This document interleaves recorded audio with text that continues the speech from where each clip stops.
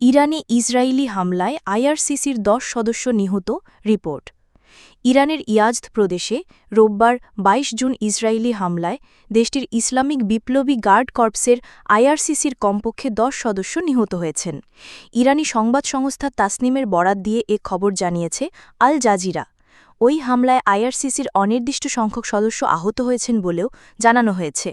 Israel জানিয়েছে গত ১৩ June থেকে তাদের হামলায় ২ ডজন ইরানি সামরিক কমান্ডার এবং পারমাণবিক বিজ্ঞানী নিহত হয়েছেন। এদিকে ইসরায়েলের বিভিন্ন এলাকা লক্ষ্য করে ক্ষেপণাস্ত্র ছুড়েছে ইরানের সামরিক বাহিনী। এরই মধ্যে জেরুজালেম ও ওশতর্ক এলাকায় ক্ষেপণাস্ত্রের আঘাত হেনেছে বলে জানানো হয়েছে ইসরায়েলি বিভিন্ন গণমাধ্যমে। সোমবার ২৩ জুন টাইমস অফ ইসরায়েলের প্রতিবেদনে বলা হয়, ইসরায়েলের প্রতিরক্ষা বাহিনী জানিয়েছে কয়েক ধাপে ইরান থেকে প্রায় ১৫টি ক্ষেপণাস্ত্র ছোড়া হয়েছে। এ ঘটনায় এখন পর্যন্ত কোনো হতাহতের খবর পাওয়া যায়নি, তবে বেশ কয়েকটি এলাকায় ক্ষেপণাস্ত্রের আঘাতের খবর পাওয়া গেছে।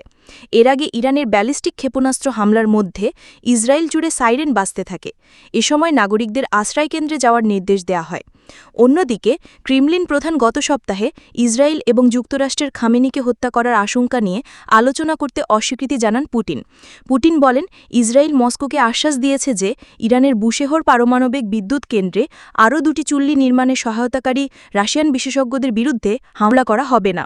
তেহরানের দীর্ঘদিনের মিত্র রাশিয়ার প্রেসিডেন্ট পুতিনের সাথে আজ ইরানের পররাষ্ট্রমন্ত্রীর জরুরি বৈঠক হওয়ার কথা রয়েছে।